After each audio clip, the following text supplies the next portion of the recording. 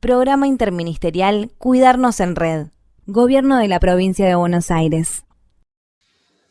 Bueno, la Defensoría del Pueblo es un órgano constitucional, está previsto en el artículo 55 de la Constitución de la Provincia de Buenos Aires y se introdujo como organismo público extrapoder con la reforma de 1994. Es un órgano que tiene a su cargo la defensa de los derechos humanos y los derechos del pueblo de la Provincia de Buenos Aires y como tal, digamos, ejerce desde este lugar extrapoder esas funciones, atribuciones y misiones.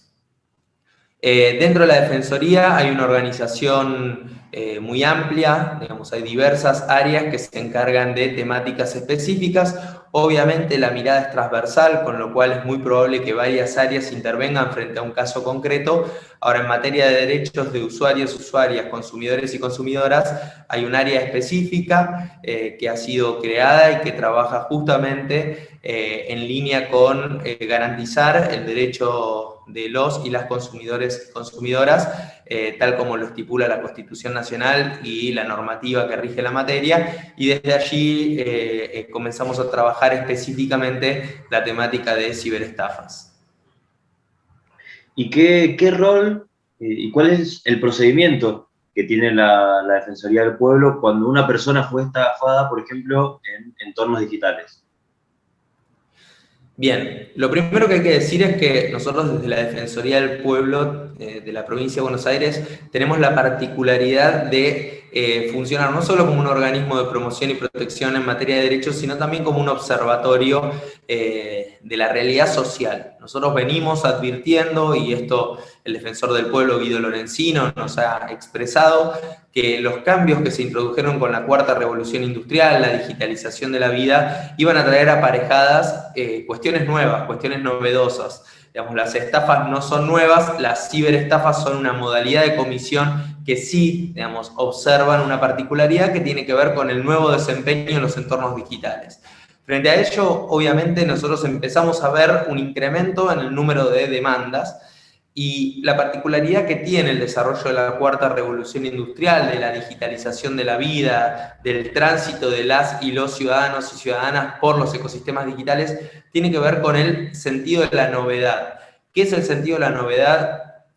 Las ciberestafas se cometen a instancias de lo que se conoce como ingeniería social, es decir, la articulación de varios factores que hacen que las personas que están cometiendo el delito de estafas o que quieren cometer el delito de estafas puedan hacerse de información crucial para justamente acceder a las cuentas de las personas y desde allí cometer la acción que generalmente tiene que ver con tomar un préstamo, con vaciar una cuenta, con transferir dinero que estaba en una cuenta a otra.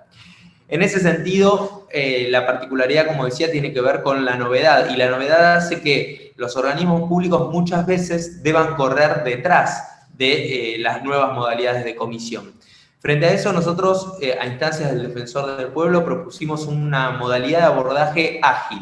¿Qué es una modalidad de abordaje ágil?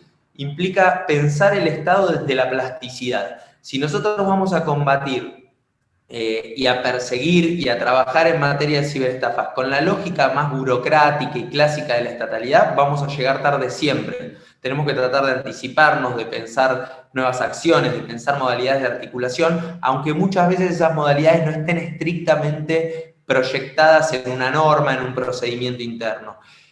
Cuando empezamos a ver el incremento, sobre todo con la pandemia, en donde los niveles de utilización de los entornos digitales crecieron en forma exponencial, empezamos a apreciar que no había nada específico de lo que agarrarnos. Decíamos, bueno, ¿qué hacemos ahora con esta situación? Bueno, lo primero que hicimos fue diseccionar en dos partes la ciberestafa. Por un lado, la dimensión penal, es decir, la posible comisión de un delito, y por otro lado, la relación de consumo, es decir, si una persona es clienta de un banco y es estafada y para la comisión del delito de estafa se utilizó la plataforma del banco en la cual la persona desarrolla su actividad, digamos, económica financiera, bueno, ahí hay una relación de consumo entre la persona y el banco. Entonces hay dos niveles para pensar. Frente a esos dos niveles, nosotros lo que entendimos y empezamos a ver es que había una situación de falta de conexión. Y entonces dijimos, ¿por qué no desde la Defensoría del Pueblo oficiar de correa de transmisión. ¿Y qué implica hacer correa de transmisión? Implica empezar a pensar nuevos procedimientos. Nosotros tenemos constitucional y legalmente la facultad de pedir informes a los distintos organismos públicos y privados. Esto nos lo confiere la ley. Hay un deber de colaboración que está previsto en la norma con el defensor del pueblo. Y en ese sentido dijimos, che, ¿y si empezamos a pedir informes a los distintos organismos que puedan servir como prueba y de modo tal de configurar las situaciones que se dan en el marco de la relación de consumo como una pata importante probatoria en el procedimiento penal? Y así empezamos. Nuestro primer caso fue el caso Bellocchi, digo el apellido, más allá de la confidencialidad de los datos públicos, porque Eduardo es una persona que ha trabajado, ha caminado esta cuestión con nosotros y es digamos, tenemos una relación y una vinculación constante. Y en el caso Bellocchi lo primero que hicimos fue solicitarle al banco toda la información, los números de IP, el momento de la transacción, día, hora, una delimitación precisa y trasladar esa información a la Fiscalía. La Fiscalía no tenía forma hasta ese momento de contar con una pericia porque la había ordenado, pero muchas veces la asesoría pericial y quienes se encargan de delitos informáticos suelen tardar un poco más de tiempo del que se necesita aquí, porque aquí si rápidamente no se da con el rastro de la persona, verdaderamente hay muchas probabilidades de que luego no se pueda dar nunca más con esa persona, porque justamente hay medios para ir borrando los rastros digitales. Y logramos que toda esa información nos sea proporcionada con bastante celeridad y la pudimos trasladar a la Fiscalía. En el marco de eso se ordenaron medidas de prueba y la verdad es que estuvimos muy conformes. Hoy la lógica de abordaje tiene que ver con eso y sobre todo con tratar de conocer las distintas modalidades de comisión para desde allí empezar a pensar estrategias. La posibilidad de gestar a su vez una alianza con el Ministerio de Justicia, con el Ministerio de Producción, a partir de instancias del área de consumidores y con demás organismos públicos, la verdad es que fortalece y robustece nuestra estrategia de intervención y creemos que nosotros también podemos aportar algo en toda esa red, porque como decía al principio, si no pensamos el abordaje de las ciberestafas en materia de red, de capacidades estatales y de agilidad estatal, la verdad es que vamos a estar llegando siempre tarde. Ya que entraste un poco en las acciones judiciales que tiene la Defensoría del Pueblo, te quería preguntar, en el caso de que una persona haga una denuncia en la Defensoría del Pueblo, ¿se hace un acompañamiento a la víctima a la hora de realizar la denuncia? ¿Se presenta la Defensoría del Pueblo como parte de la causa en este caso?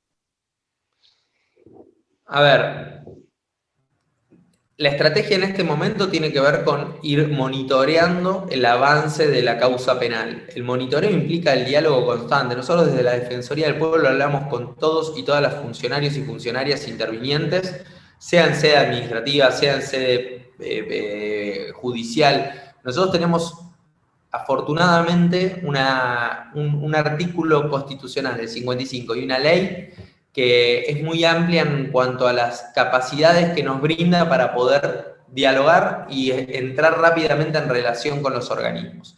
Nosotros no motivamos la denuncia, sí decimos, bueno, mire, si usted sufrió una ciberestafa, el punto principal pasa por la denuncia, por varias cuestiones. Primero, para llevar una estadística. Segundo, para dotar también, a ver, los datos en esta era se dice que los datos son el petróleo de la cuarta revolución industrial. En ese marco, la posibilidad de contar con datos es central, tanto para nosotros como para el resto de los organismos públicos, como también para la justicia. ¿Por qué? Porque si se comienza a ver un patrón de comisión de delitos, de ciberestafas, es mucho más fácil intentar ver que si de las últimas 10 ciberestafas, 8 se dieron desde el mismo IP o se dieron con la misma modalidad, posiblemente se trate de una misma banda o de un mismo grupo o colectivo que está cometiendo ese delito. Entonces es mucho más fácil unificar, digamos, la visión periférica, la visión de tendencias que permite el desarrollo del Big Data y el análisis de la información, es central en lo penal. Entonces nosotros motivamos que se realice la denuncia. Muchas veces nos dicen, ¿y pero para qué la denuncia? No lo van a agarrar nunca. Bueno, es probable que frente a las dificultades reales haya una dificultad para agarrar en un caso concreto. Si nosotros podemos ir gestando colectivamente esa estadística, la verdad es que podemos llegar a dar con los grupos o colectivos que están realizando estas acciones.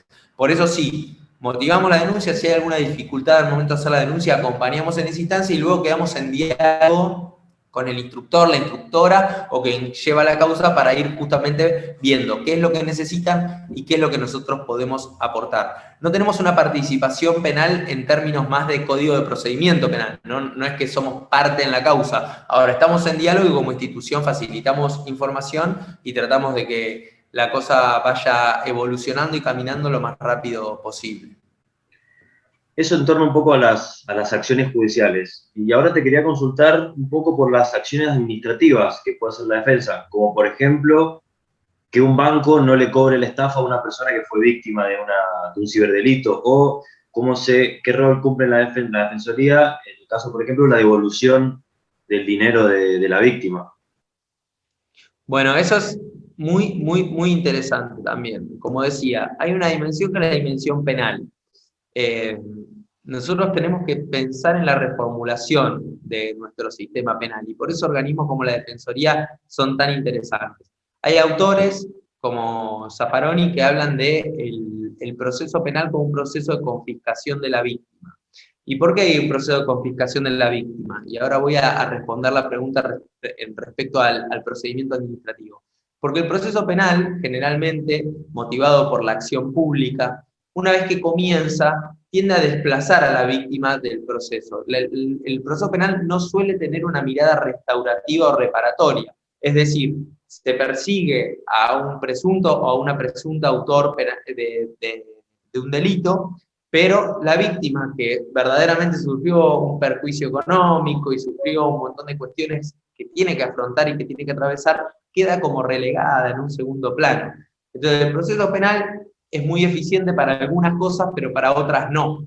Y para las cosas que no es eficiente el proceso penal es para pensar en el mientras tanto de la persona que resultó ser víctima de un delito. En ese marco, la disociación de la dimensión penal o del plano penal con la dimensión de la relación de consumo es central, porque uno puede decir, bueno, Fiscalía está investigando, y sí, en el mientras tanto que tengo que pagar un crédito de 400.000, 500.000, 800.000, 1.000.000 de pesos, la verdad es que eso me genera un perjuicio, independientemente de que agarren o no a la persona que cometió el delito de estafa. En el medio hay una vida, hay una realidad, hay un entorno familiar, hay una lógica laboral, hay un montón de cosas que todos y todas atravesamos a diario. Y además tiene una complejidad adicional que tiene que ver con que nosotros y nosotras en los entornos digitales no tenemos las capacidades como para auditar o conocer en profundidad cómo funciona. Si nosotros nos preguntásemos, che, ¿cómo funciona el home banking? ¿Cómo funciona un token de seguridad? ¿Cuál es el parámetro o el estándar de encriptación de la información? Y la verdad es que ninguno de nosotros y nosotras, personas de a pie, podemos dar esa respuesta. Entonces, que se nos exija, digamos, hay una debida diligencia, un mínimo deber de cuidado. Si yo publico en Facebook mi contraseña del home banking, y bueno, verdaderamente me estoy poniendo en un lugar de riesgo. Ahora, luego, en el medio, digo, hay un montón de grises que no están del todo claros. Digo, si a mí me llaman, me contactan, tienen información previa, ¿cómo sé que esto es información? ¿Quién proporciona esos datos? ¿De dónde tomaron determinada información? Bueno, hay un montón de grises que hay que ir tratando de apreciar. Y no se le puede pedir a una persona que es neófita, que es nueva en el desarrollo de un entorno digital o que tuvo que volcarse a la digitalización porque no le quedó más remedio, que tenga los estándares de un hacker, digamos, de una persona que está acostumbrada justamente a moverse y a no dejar huellas. Entonces, así como la relación de consumo implica siempre una mirada pro consumidor y consumidora, de modo tal de equiparar las fuerzas en una relación profundamente asimétrica, en estos casos queda de manifiesto eso, y la acción administrativa tiene que estar orientada a que justamente las entidades bancarias entiendan esta situación. Entiendan que, no sé, que si una persona obró con debida diligencia, tuvo determinados recaudos, pero aún así fue estafada, no se le puede hacer responsable de eso. Entonces hay que trabajar mucho en esas cuestiones. Es difícil porque hay que probar algunas cuestiones, porque hay que comenzar a separar la paja del trigo, ¿no? Comenzar a poner cada situación, cada caso particular dentro de una caracterización. porque tampoco podemos decir, bueno, en todos estos casos, porque si no también estaríamos promoviendo de alguna forma una liviandad en relación a cómo nos movemos. Yo digo siempre, nadie le regalaría a otra persona o le daría a otra persona la billetera en la calle. Bueno, tenemos que cultivar una ciudadanía digital con ciertas responsabilidades y cierta conciencia cuáles son los riesgos a los que estamos expuestos y expuestas. Ahora, dentro de eso o en el mientras tanto, hay que pedir al banco que acompañe. Entonces, en ese marco, el tratamiento administrativo y la relación de consumo entre cliente y entidad bancaria nos parece central y por eso también trabajamos para justamente pedir en algunos casos que se suspenda el débito de los créditos hasta que se resuelva la cuestión penal o algunas otras medidas que nos permitan justamente no poner a la persona en situación de mayor vulnerabilidad. Bien, y por último, quería consultarte, ¿cuál es el nexo que podría tener la Defensoría del Pueblo en estos casos con otras agencias estatales, como por ejemplo las oficinas municipales de defensa del consumidor, los centros de acceso a la justicia o el centro de protección a la víctima? Los niveles de articulación son naturales en la Defensoría. La verdad es que nosotros y nosotras estamos acostumbrados y acostumbradas a movernos en articulación, movernos en red. Y creo que es una impronta que el Defensor del Pueblo, Guido Lorenzino, desde el año 2017 ha puesto en el centro de la escena. Digamos, siempre que haya alguien con quien podamos generar sinergia, mejorar los estándares de intervención, hay que hacerlo. Y en ese marco creemos que la cuestión de las ciberestafas y las cuestiones relacionadas con la digitalización de la vida necesitan una fertilización cruzada entre organismos públicos. Es imposible dar batalla frente a los enormes cambios y transformaciones del mundo de la digitalización si no lo hacemos en conjunto, compartiendo información, compartiendo datos, pensando estrategias de abordaje, siendo plásticos y plásticas, digamos, siendo muy ágiles en las metodologías de trabajo interestatal. Programa Interministerial Cuidarnos en Red. Gobierno de la Provincia de Buenos Aires.